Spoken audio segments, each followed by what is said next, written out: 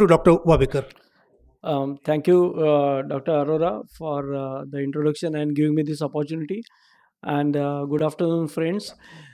So the most important point about accurate biometry is the any instrument is as good as the person behind it, and any team is as good as the captain or the coach behind the team. At the beginning, we need to understand that both surgeon and patient want immediate repair today, and we are very much lacking as compared to LASIK. And therefore, what is to be done is we need to reduce variables.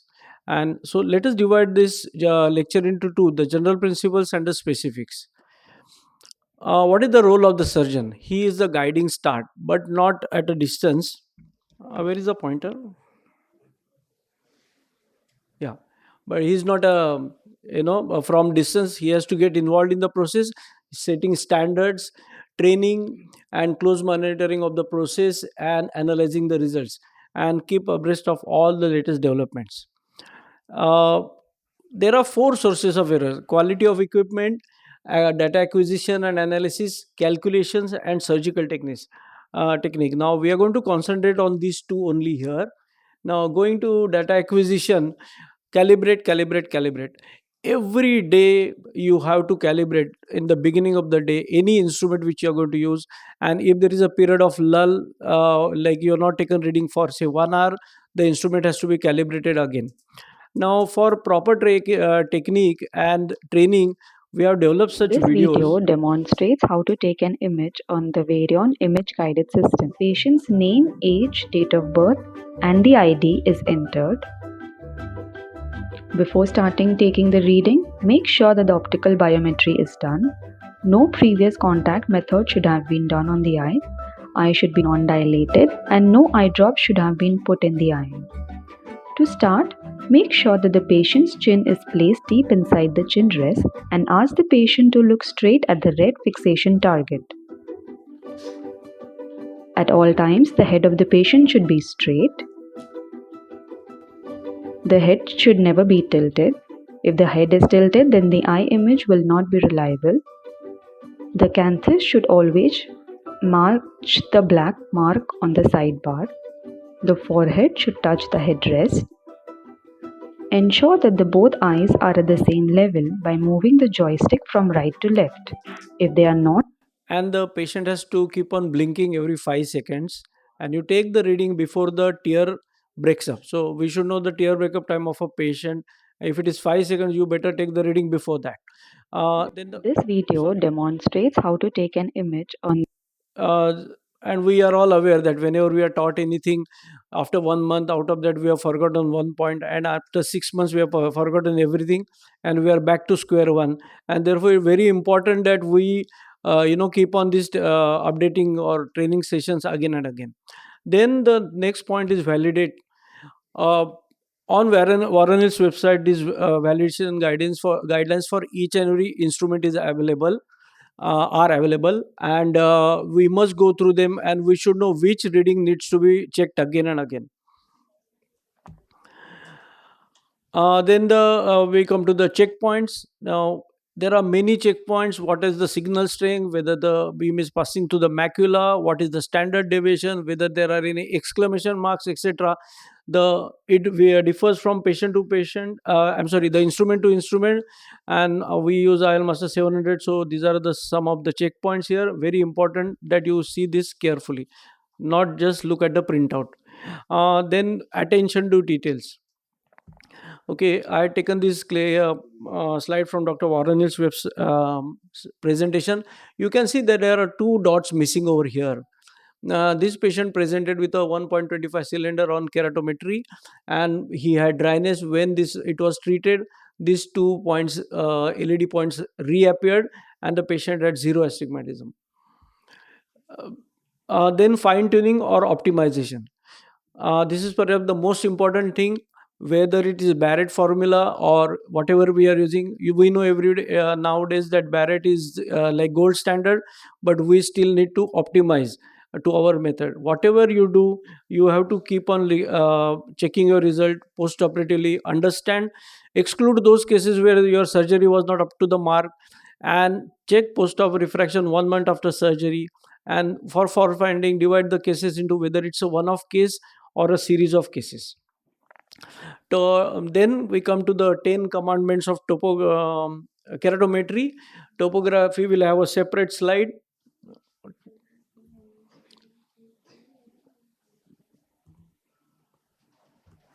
Topography will have a separate slide. Then calibrate operator's refractive error. This is one instrument where operator has a small cylinder. It will create havoc for us. Untouched eye, point very well covered by Dr. Vipul.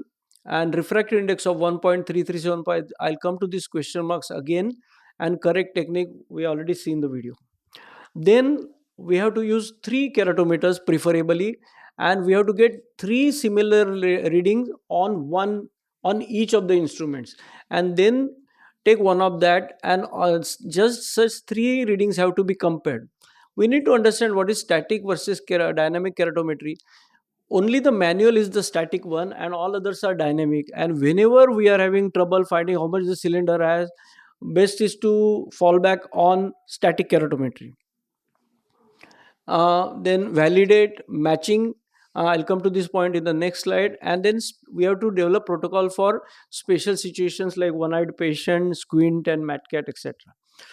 So what we do at our center is that we got 3 readings, right, from 3 keratometers. If all the readings, the cylinders are within 0.1 diopters and the axis is within 5 degrees, we call it grade 2 matching. You can use any cylinder.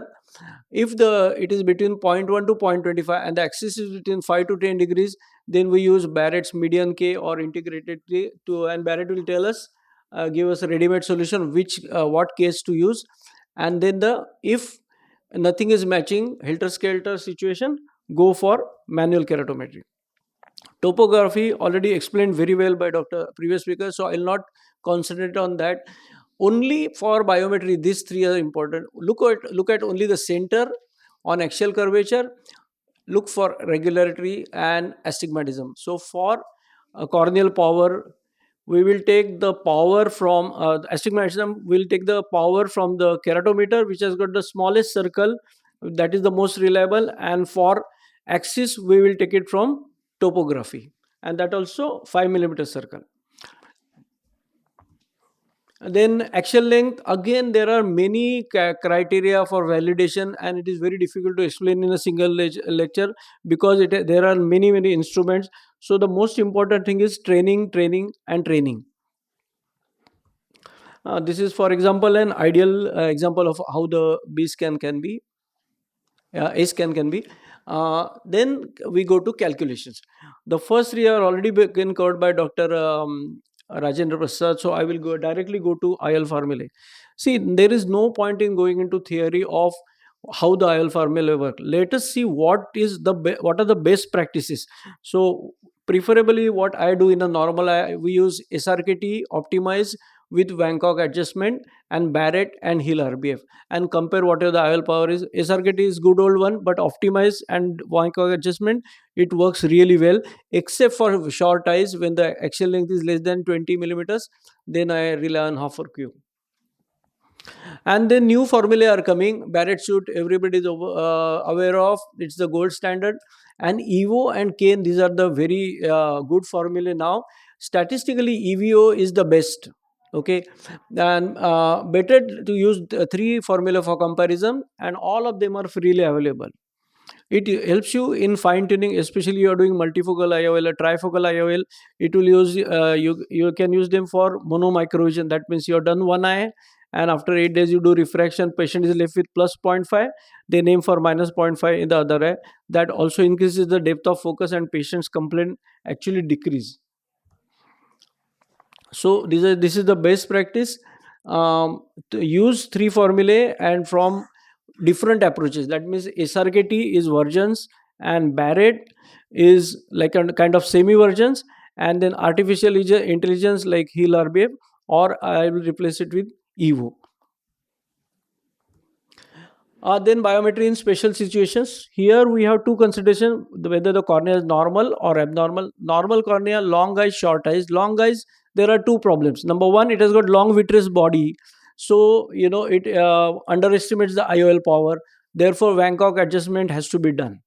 And second thing is that sometimes in the posterior staphyloma, the fovea is on the slope, and what we get is anatomical axial length, but what we are interested in, functional axial length. So all those equipments with fixation, taking into account, being taken into account, they are more important for that. So solution is optical biometry with visualization of the foveal pit. Then extreme myopia. So what are the best practices? Use universal 2 or heel airbag. This is my, like, I use only 2. Then both do not require Bangkok adjustment. If it is out of bounds, then only SRKT or others can be used. Aim for undercorrection. Over here, there are two approaches. Typically, a patient who has been using -12, -14 number, it is better to leave behind -2. So it acts as a telescopic lens if there is a macular problem, and he is used to minus lenses. Suddenly, you're shifting him to plus, it becomes a problem. But if the patient is a contact lens user for whole his life, then treat him like a normal case, and then I'll be aiming for, say, -0.5 only. In hypermetropia, the challenges are much more, and our accuracy comes down quite a lot. It's a thicker natural lens. All the dimensions are smaller. A small error in measurements causes big error in. Can I continue?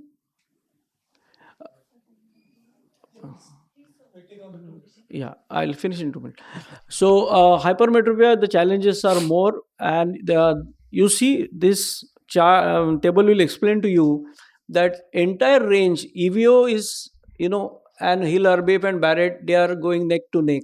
Okay, but when it comes to long eyes, the EVO is going better, and when it comes to short eyes, all of them come significantly down. So hypermetropia is still a challenge. Then we come to abnormal cornea, post refractive surgery, and corneal ectasia. Post refractive, over here we got two approaches. Either you go by the old versions formula. So Goldstein model, cornea is like a single plane, and the refractive index used to be 1.3375. Over here we use either Hyggesell, Barrett Truke, or EKR. And second approach is using new formulae, where the cornea is considered as a biplanar. You use the true refractive index of the cornea, and the examples are Barrett, Truke, TK, and ray tracing. All these formula are available, very easily available, not to worry about it. So I will just go through this fast. EKR is the example I wanted to give for the first approach, where you use the refractive index of 1.3375, and this is the accuracy post LASIK. Myopic LASIK, you see, it's an excellent accuracy, but for RK, unfortunately, we don't have such an accuracy. So best practices is calculate IOL power by multiple methods. Take average bias towards Barrett. Okay, this is very, very important point, and aim for undercorrection. This is an example of MS39 being used for ray tracing formula. Now the last point is biometry for abnormal cornea, corneal ectasia. Now for that, the first point is that we need to classify the keratoconus or ectasia according to Retis classification, because it takes into account lot of factors, and which are very, very relevant. So decide on toricity first. If the central 3 millimeter has having regular astigmatism, then go for toricity, otherwise don't. The second point is, if feasible, smoothing procedure has to be done, and then after 6 months we can go for cataract surgery. So topo guided PRK is the most favorite nowadays. And then for grade 1 and 2 we can use EKR, or that two approaches I told you, use any of them. If it is for grade 3 and above, then there are novel methods like smoothing and CEOZ, central effective optical zone. I don't have time to explain, but it's a very good method. And if the keratoconus is far advanced, most of the times people are very happy with the vision, and therefore it is better to go for conservative and aim for spherical IOL, and put a contact lens on top, maybe normal contact lens or a scleral contact lens. So it is very important to take into account what the patient perception about his vision is. So my take home message: acknowledge and live up to the role of the surgeon, decrease variability, analyze the process and the results by paying attention to minute details, and keep updated. Thank you.